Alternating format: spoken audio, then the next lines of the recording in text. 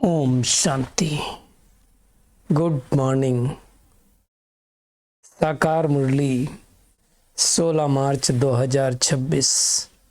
बाबा की मीठी मीठी मुरली हम मीठे मीठे बच्चों के मीठे मंथन के लिए। मंथन शुरू करने से पहले ज्ञान सूर्य शिव बाबा की लाइट और माइट भरी किरणों के नीचे बैठ जाते हैं और अनुभव करते हैं कि मैं लाइट स्वरूप माइट स्वरूप आत्मा हूं। आज की साकार मुरली में आप सभी दिव्य आत्माओं का बहुत बहुत स्वागत, अभिनंदन। आज की साकार मुरली 2-3 बहुत इंपॉर्टेंट बातें बाबा ने बताई हैं। एक, तो अगर हमें सदगति चाहिए, सदगति का मतलब क्या होता है? अच्छी गति। तो क्या करना पड़ेगा? देह सहित देह के सर्व संबंध छोड़ करके आत्माभिमानी बनना पड़ेगा और मामेकम याद करना। ये गीता के वर्ड है। एक बहुत इंपॉर्टेंट इशू बाबा ने टच किया है कि एक तरफ कहते हैं कि गीता का भगवान श्री कृष्ण है ना। एक तरफ कहते हैं परमात्मा नाम रूप से न्यारा है, और फिर दूसरी तरफ गीता में कहते हैं कि अर्जुन को जब डाउट हुआ, क्या डाउट हुआ अर्जुन को? कि प्रभु आप तो कहते हो कि मैं भोगता हूं, अकर्ता हूं, अजन्मा हूं, आपने तो मनुष्य के जन्म लिया। तब कहते हैं कि उन्होंने क्या किया? अपना विराट रूप दिखाया, और जब अखंड ज्योति स्वरूप का साक्षात्कार हुआ तो अर्जुन ने कहा कि बस करो, हम सहन नहीं कर सकते। तो फिर नाम रूप से न्यारा कैसे हो गया? बाबा कहता है मैं तो तुम्हारा पिता हूं। क्या बाप को देख करके बच्चा खुश होगा? ये तो नहीं कहेगा कि मैं नाम रूप से न्यारा हूं, मैं तेरा रूप सहन नहीं कर सकता हूं। अब ये बहुत बड़ी इंपॉर्टेंट बात बाबा ने टच किया है कि अगर बच्चा बाप का रूप देख करके कहे कि मैं सहन नहीं कर सकता हूं, ये कैसे हो सकता है? तो भगवान अगर मेरा पिता है तो ऐसा रूप तो भगवान का नहीं होगा कि जिसको देख करके हम बोले हम सहन ही नहीं कर सकते। अब बाबा क्या समझाता है? मैं हूं परम पिता परमात्मा। परम पिता क्यों कहा?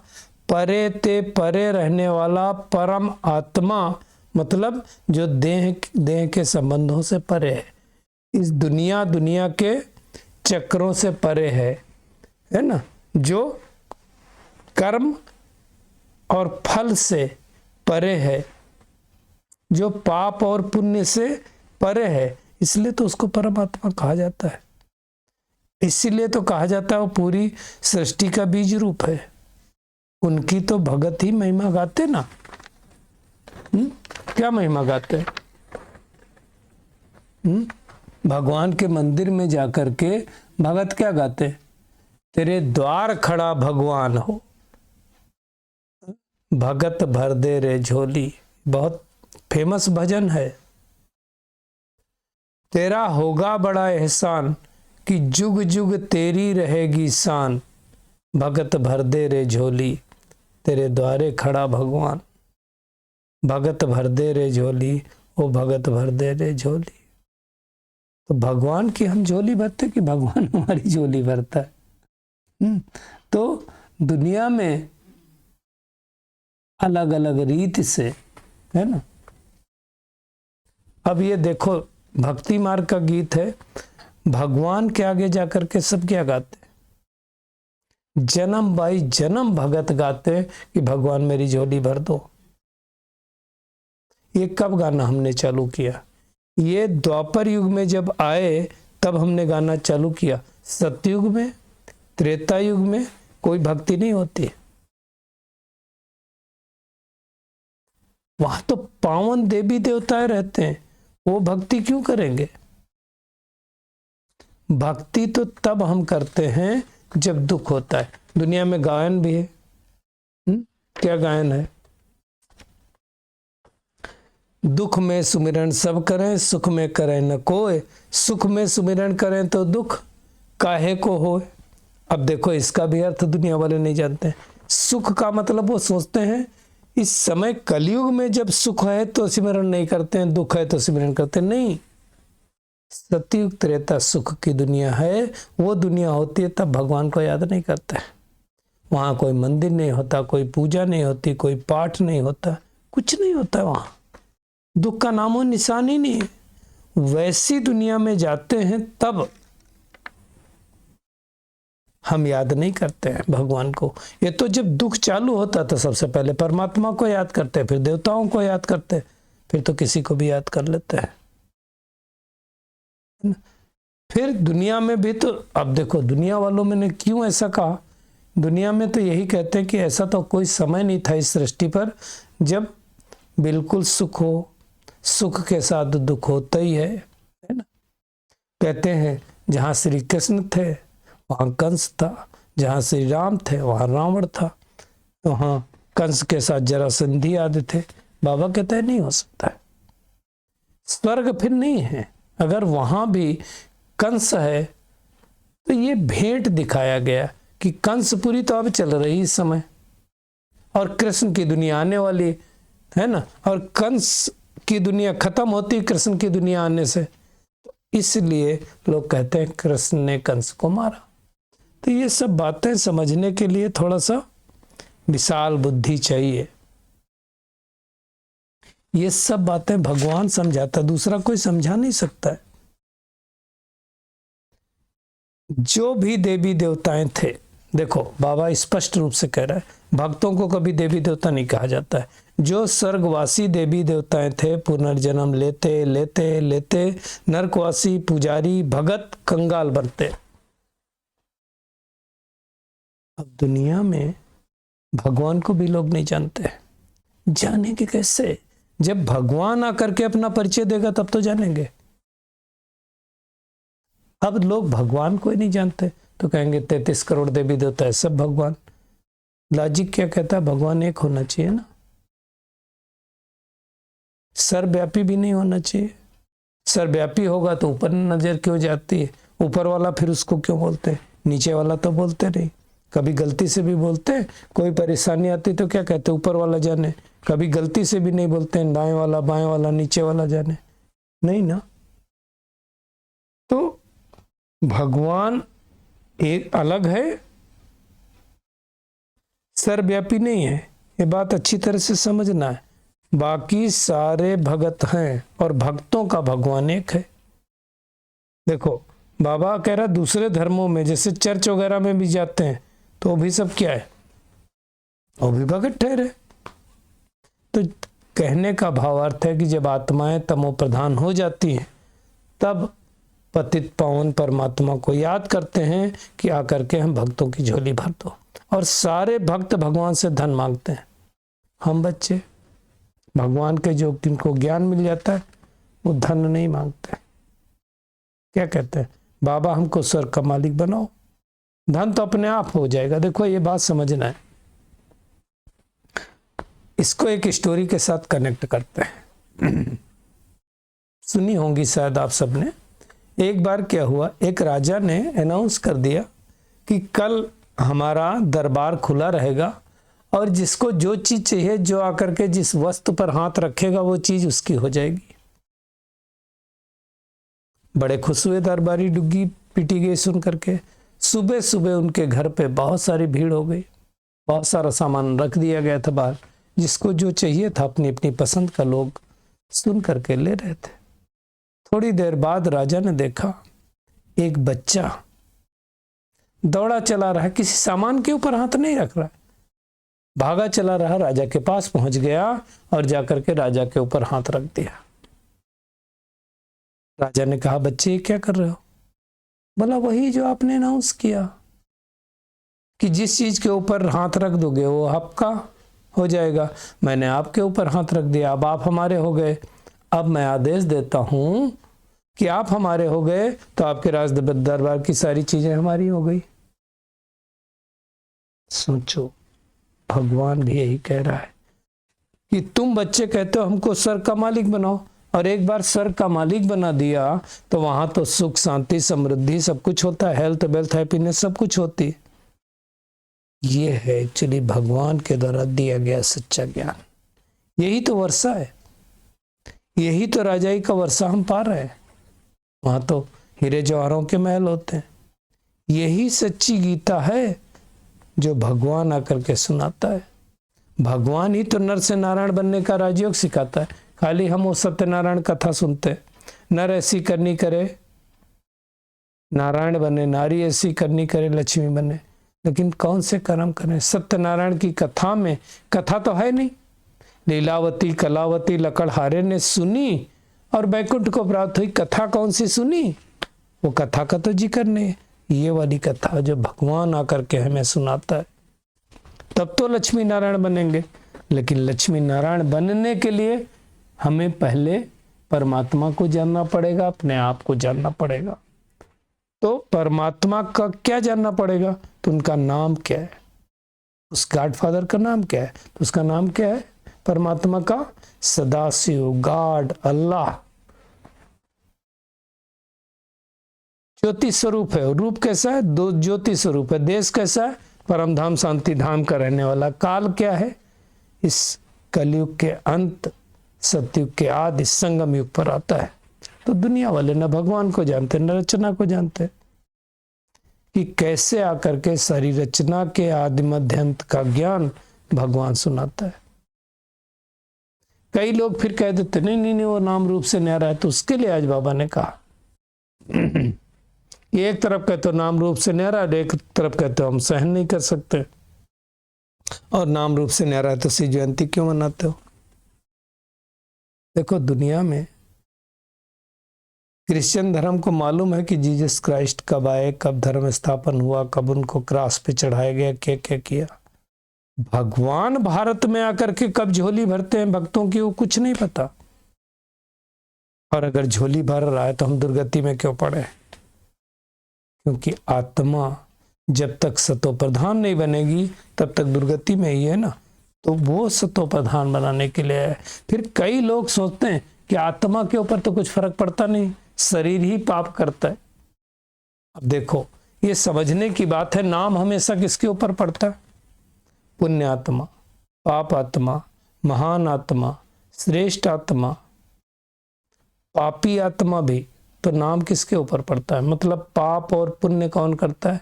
आत्मा करती है। कभी बोलते हैं पुण्य शरीर, पाप शरीर, महान शरीर, नहीं। कहेंगे तुम महान आत्मा हो।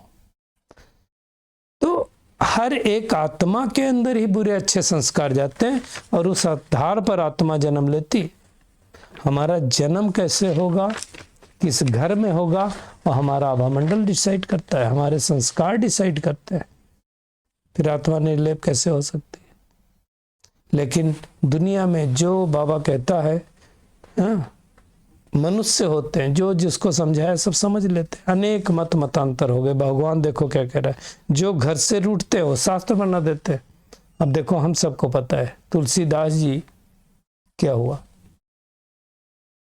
पत्नी के शारीरिक मोह में इतने ज्यादा व्याकुल थे, इतने ज्यादा व्याकुल थे कि जो टिकठी थी, लाश जिसके ऊपर लेके जाती, उसके ऊपर तैर करके नदी पार करके गए, पीछे से छत पे चढ़े, सांप को रस्सी समझ के ऊपर चढ़ गए, और उनकी पत्नी ने जब उनको ज्ञान दिया तो रूठे, रूठ के घर से चले गए। रूठे मतलब समझ कहेंगे।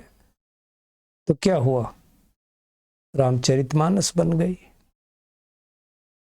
तो वैसे बाबा आज कह रहा है व्यास ने जो श्लोक आदि बनाए हैं, श्रीमद् गीता किसने लिखी? कहते हैं वेद व्यास जी ने लिखी। तो वो कोई भगवान ने नहीं कहे हैं। भगवान तो सिंपल भाषा में समझाता है जो सबको समझ में आ जाएगा। भगवान कोई संस्कृत में आकर के श्लोक सुनाए, एक अर्जुन की बात नहीं है कि युद्ध के मैदान में वो ज्ञान बैठ करके सुनाएगा। आप सोचो युद्ध के मैदान में कोई ज्ञान सुनेगा? यहाँ अच्छा माहौल होता है, हाँ, माइक लगा करके प्यार से अच्छे अच्छे गीत बजा करके सुनाया जाता तब तो लोगों को समझ में नहीं आता है। युद्ध के मैदान के शोर में, कोलाहल में ज्ञान सुनाई देगा किसी को? नहीं ना। तो ये समझने की बात है कि भगवान ने कब आकर के ज्ञान सुनाया। इस पुरुषोत्तम संगम युग में ब्रह्मातन के द्वारा सुनाया। इसलिए कहते ईश्वर की गति मत न्यारी है। गत मतलब, एक तो गति इसलिए भी न्यारी कहते हैं कि वो बहुत पावरफुल है, कभी भी कहीं जा सकता है ना। दूसरा, कब आएगा कैसे आएगा उसकी गति को नहीं पता, और कौन सी मत देगा, वो न्यारी मत देता है, अलग मत देता है। भगवान आडंबर से हमें छुड़ा देता है। तो ये परमात्मा आकर के सिखलाता है। परमात्मा ही आकर के कहता है मन मना भव मन ही मन मुझे याद करो, मामेकम याद करो, देह सहित देह के सब धर्मों को छोड़ करके मेरी शरण में आ जाओ। इसलिए कहते हैं सर्व धर्म पर त्याज मामेकम शरणम बज। ये गीता में गाया हुआ है, मेरी शरण में आ जाओ देह सहित देह के सब संबंधों को छोड़ करके। और भगवान कहता मैं आता भी कब हूं, जब कोई राजा नहीं रहता है, कोई राज्य नहीं रहता है, प्रजातंत्र आ जाता है, तब आकर के मुझे ये मैं आकर के तुमको ज्ञान देता हूं, और ज्ञान दे करके तुम सबकी सदगति करता हूं, है ना। कल्प कल्प के संगम युग पर ही आता है और आकर के हम सबको ये राजयोग सिखलाता है। इसलिए जो सीढ़ी का चित्र है ना, उसमें अच्छी तरह से समझ में आ सकता है। ये कोई लाखों वर्ष का कोई युग नहीं होता है, पूरा कल्प बाबा ने कहा 5000 साल का है। सतयुग त्रेता द्वापर कलयुग मिला करके 5000 साल का। ये समझने में मानने में कई लोगों को थोड़ा अड़चन होती, परंतु जब साक्षी दृष्टावस्था में देखेंगे तो समझ में आएगा। बाकी घोड़ा गाड़ी रथ आदि की कोई बात नहीं। श्री कृष्ण तो सतयुग का प्रिंस है ना, वो उसका वो रूप भी दिव्य दृष्टि के अलावा नहीं देख सकता कोई। तो ये सारी बातें भगवान आकर के बतलाता है। देखो हम सब ने 84 जन्म लिए, तो 84 जन्मों में बाबा कहता है 84 माँ बाप मिलते हैं भिन्न भिन्न नाम रूप से, और उसमें से भी 21 जन्म हम सुख शांति की दुनिया में सतयुग त्रेता युग की दुनिया में रहते हैं। देखो हर एक चीज नई से पुरानी जरूर होती है, वो नहीं है उसका स्वभाव है। लॉ थर्मोडायनेमिक्स वहीं पे लगता है, लॉ ऑफ एंट्रोपी। तो ये अच्छी तरह से समझना है कि हमेशा भारत स्वर्ग नहीं रह सकता है ना। आज स्वर्ग है, कल धीरे धीरे धीरे फिर से नरक बनेगा। इसी के लिए तो स्वास्तिका का चित्र है। तो ये अच्छी तरह से समझना कि भगवान आकर के कैसे गार्डन ऑफ अल्लाह कहते हैं ना, अल्लाह ने बगीचा स्थापन किया, कैसे करता है। तो जो कांटे बन गए थे जंगल में, तो कांटे होते ना, बगीचे में क्या होते हैं, फूल होते हैं। तो उनको फिर से फूलों का बगीचा बना रहा है। और क्या करता है, काम क्रोध लोभ मोह अहंकार रूपी जो कांटे हैं उनसे मुक्त करता है, आनंद देता है, सुख देता है। इसीलिए उसको बोलते हैं परमात्मा सत्य चित्त आनंद स्वरूप है। हम सब एक प्रेयर सुनते थे, हे प्रभु आनंद दाता ज्ञान हमको दीजिए, शीघ्र सारे दुर्गुणों से दूर हमको कीजिए। ये बचपन की प्रेयर है। तो वो ज्ञान का सागर सुख का सागर है, इसकी महिमा है ये। अगर नाम रूप देश काल से न्यारा होगा तो महिमा कैसे होगी। तो ये समझना, वो क्रिएटर डायरेक्टर प्रिंसिपल एक्टर अभी 2-3 दिन पहले मुरली में आया था ना, ये मुख्य एक्टर है। और हमने ये भी देखा था कि और कौन कौन से एक्टर इस पूरे सृष्टि नाटक मंच पर हैं। तो ये भगवान है, इसको समझना है। दुनिया वाले कुछ नहीं समझते, क्या समझते, भगवान आकर के ब्रह्मा द्वारा हमें ज्ञान सुनाता है। दुनिया वाले सोचते विष्णु की नाभि से ब्रह्मा निकला, विष्णु ब्रह्मा की नाभि से विष्णु। ये समझने की बात है कि जो आत्मा विष्णु की आत्मा है वही आत्मा ब्रह्मा की है। तो वो डिटेल में समझने की बात है जो बाबा ने हमें बताया हुआ है। कैसे भगवान आकर के सत्य की दुनिया की पहले स्थापना करता है, फिर विनाश करवाता है और फिर पालना करता है। तो अभी स्थापना का कार्य पूरा होने वाला है। तो ये सब अच्छी तरह से समझ करके फिर परमात्मा को याद करना है, इस ज्ञान को अपनी बुद्धि में रखना है। आज के वरदान पे आते हैं। विस्तार को सार में समाकर अपनी श्रेष्ठ स्थिति बनाने वाले बाप समान लाइट माइट हाउस भाव। बहुत पावरफुल वरदान है। बाप समान लाइट हाउस माइट हाउस बनने के लिए क्या करना पड़ेगा? देखते हुए सुनते हुए उसका जो सार है, जो तो क्या करो, 1 सेकंड में समा दो, 1 सेकंड में परिवर्तन कर दो। फिर क्वेश्चन नहीं चलने चाहिए, ये ऐसा क्यों कर रहा है, ये ऐसा क्यों सुना रहा है। वो उसका पार्ट, हमारा पार्ट क्या है, क्या क्यों क्या के विस्तार में नहीं जाओ, क्योंकि जितना हम विस्तार में जाते हैं उस शक्तियां व्यर्थ चली जाती हैं। मेरा खुद का पर्सनल अनुभव भी है, आप सबका भी होगा। तो विस्तार को सार में समा करके स्थित होने का अभ्यास करेंगे। इससे ही क्या होगा, 1 सेकंड में हम ज्ञान के सार स्वरूप में स्थित हो पाएंगे। तो बहुत मेहनत करनी है, नहीं तो किसी की बातें चलती तो फिर चलती रहती, वो नहीं करना है। अपनी वृत्ति को पावरफुल बनाएंगे ना, तो सेवा में वृद्धि अपने आप होगी। वृद्धि करने से नहीं होती है, वायुमंडल बनाने से होती है। और यदि निश्चय रूपी फाउंडेशन पक्का है तो सहयोगी, निर्मल स्वभाव, शुभ भावना की वृत्ति और आत्मिक दृष्टि वाले होंगे। कब? जब निश्चय रूपी फाउंडेशन पक्का है। चलन चेहरे से हर समय बाबा कहता सरलता की झलक अनुभव होगी। अभी पहले 2 दिन पहले कहा था, पहले स्वयं में फेथफुल, परिवार में फेथफुल, परमात्मा के फेथफुल। आज फिर से बाबा कह रहा है ना, हर एक की विशेषता को देखो और 1-2 में फेथफुल रहो, तो क्या होगा, उनकी बातों का भाव बदल जाएगा। तो ये हम सबको मेहनत करनी है।